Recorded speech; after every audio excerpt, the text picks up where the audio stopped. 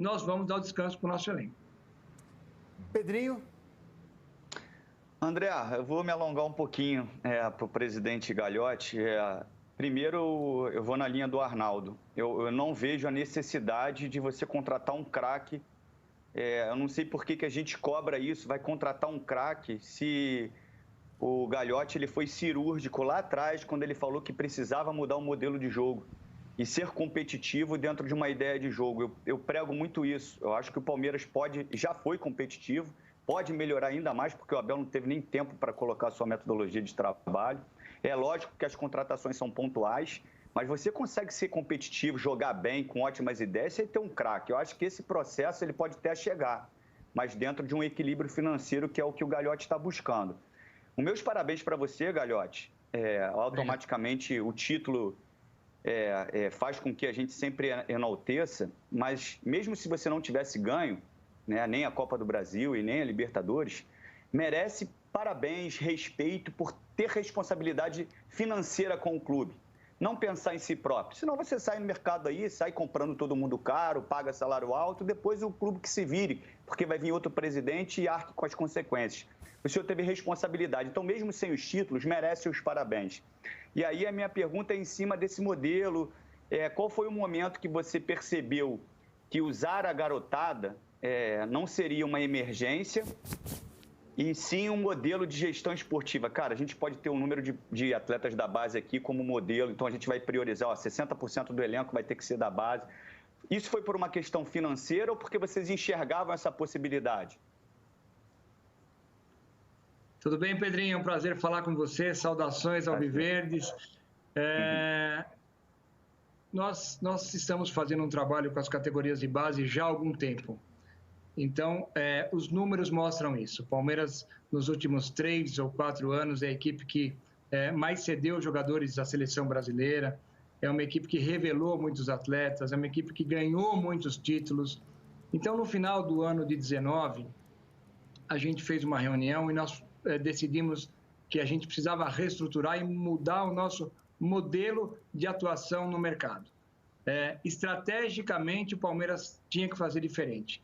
Se nós tínhamos os recursos em casa, se nós tínhamos bons jogadores, claro que você não pode colocar os meninos para jogar sem ter um amparo, sem ter os jogadores experientes, de qualidade, vencedores, junto com eles, que foi o que nós fizemos. O Palmeiras tinha feito nos anos anteriores grandes investimentos. Tanto é que nós temos jogadores aqui de seleção brasileira, experientes. Se nós temos uma base vencedora, bons recursos na base, vamos mudar o nosso modelo, então. Foi isso que nós decidimos. Manter bons jogadores no elenco e utilizar os jogadores da base que nós tínhamos naquele momento. Inclusive, foi no momento que nós decidimos pela contratação do Vanderlei, porque é um técnico que conhecia o clube, tinha histórico conosco, tem histórico conosco, é o maior vencedor de campeonatos paulistas com o Palmeiras, entre outros títulos importantes, e foi passado isso para o Vanderlei. É um momento sensível, é um momento de mudança de modelo. E nós entendemos que o Vanderlei teria experiência para fazer aquilo naquele momento. E Pedrinho fez muito bem. Eu devo isso ao Vanderlei. Fez muito bem. Você agregar 12 garotos da base no profissional não é fácil, não é simples. Você precisa de experiência, você precisa saber como é que as coisas funcionam, como é que o vestiário vai entender essa situação, como é que os jogadores mais experientes vão aceitar os jogadores mais novos, enfim. E o Vanderlei fez muito bem esse trabalho de transição. O Palmeiras pensou estrategicamente. O Palmeiras pensou em buscar de forma pontual, contratamos o Rony, contratamos o Vinha e trouxemos os meninos da base. Foi esse o trabalho que nós fizemos, buscando um equilíbrio entre juventude, experiência, talentos, tanto os jogadores experientes como os jogadores mais novos, e com isso a gente conseguiu bons resultados, conseguiu o título, depois disso com a contratação do Abel Ferreira. Então essa foi a nossa ideia, investir menos, gastar menos, trazer os jogadores da base e mesclar experiência com juventude. André Hernan. Presidente, esquece o presidente do Palmeiras, eu quero falar com a pessoa que conhece muito de futebol. Queria que você analisasse as características e se você gosta muito de ver o estilo de jogo do Borré e do Danilo Barbosa, que me parece ser um bom jogador, um bom volante, né? Eu gosto de todos os bons jogadores.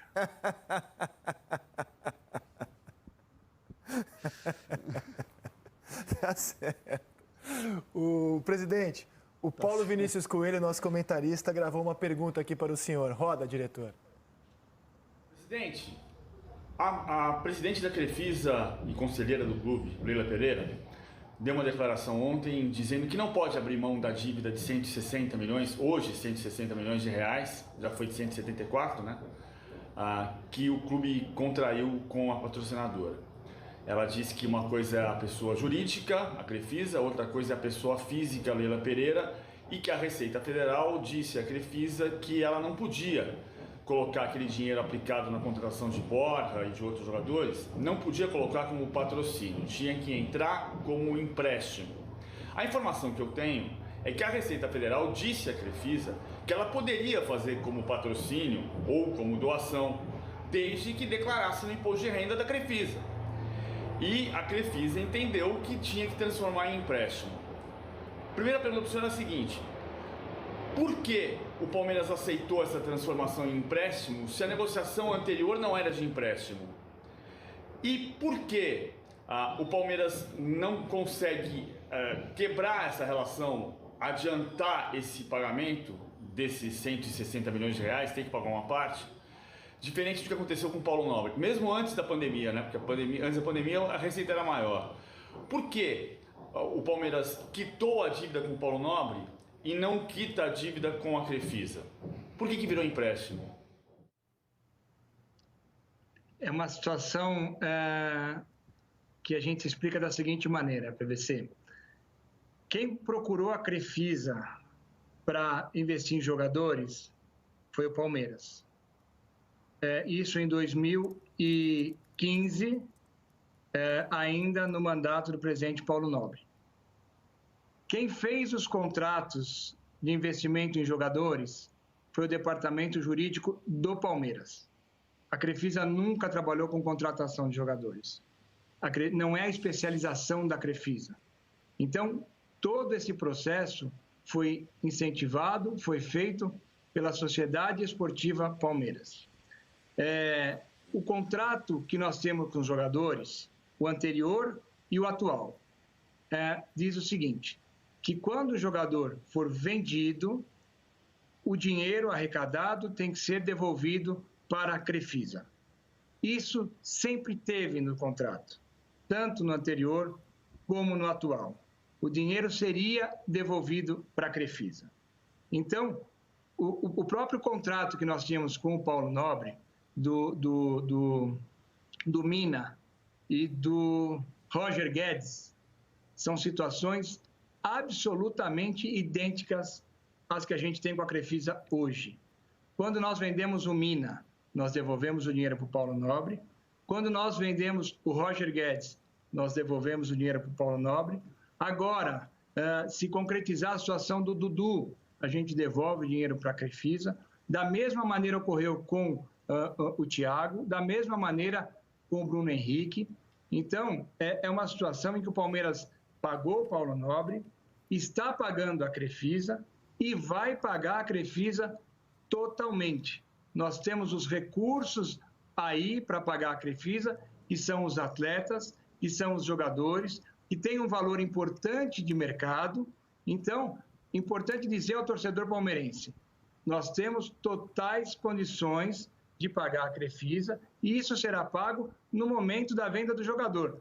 Caso o jogador encerre o contrato e não seja vendido, a Crefisa proporciona 2 anos para o Palmeiras pagar parceladamente o valor que ela emprestou.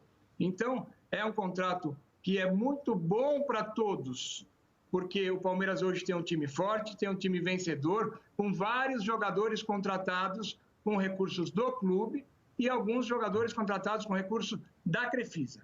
Então, o que foi feito com o presidente Paulo Nobre, da mesma maneira será feito também os empréstimos da Crefisa. E quem ganha com isso? O Palmeiras. Quem ganha com isso? O nosso torcedor. A valorização da nossa marca. O Palmeiras conseguiu títulos importantes de destaque hoje, é um clube de destaque no cenário nacional, porque teve investimentos importantes. Uma ajuda importante do presidente Paulo Nobre no mandato dele e agora importante também com a Crefisa sendo uma parceira extremamente importante para o Palmeiras. Quem ganha com isso? O nosso torcedor, a nossa marca, o nosso clube.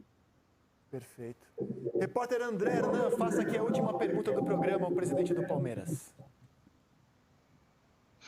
Vou fechar aqui com duas em uma. A primeira, a gente fala muito de questões pontuais, de reforços e sempre reforços de atletas jovens. E a renovação de atletas experientes como Felipe Melo, de 37 anos, que vence o contrato no meio do ano. É um caminho natural, presidente?